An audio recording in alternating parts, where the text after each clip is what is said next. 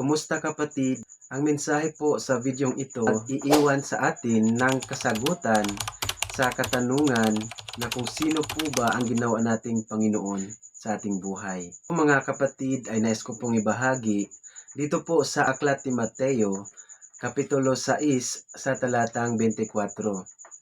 Ito po yung ating mababasa. Walang aliping makakapaglingkod ng sabay sa dalawang Panginoon, sapagkat kapupuutan niya ang isa at iibigin ang ikalawa. Paglilingkuran ng tapat ang isa at hahamakin ang ikalawa. Hindi kayo maaaring maglingkod ng sabay sa Diyos at sa kayamanan. Dito po sa English translation, no man can serve two masters, for either he will hate the one and love the other, or else he will hold to the one and despise the other. Ye cannot serve God and Mammon. Hallelujah.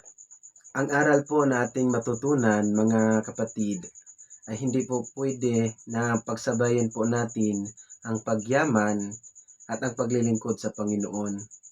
Sapagkat hindi po pwede na maglingkod po tayo sa dalawang Panginoon, sa Diyos lang or sa kayamanan. Amen. Pipili po tayo ng isa. Kapag sa Diyos po tayo pumili na maglingkod, magpakayaman po tayo espiritual, hindi po sa kayamanang material. Dapat tama po ang ating motibo kapag tayo po ay naglilingkod sa Panginoon. Hindi po dapat tayo maging mukhang pera o iniisip na yayaman.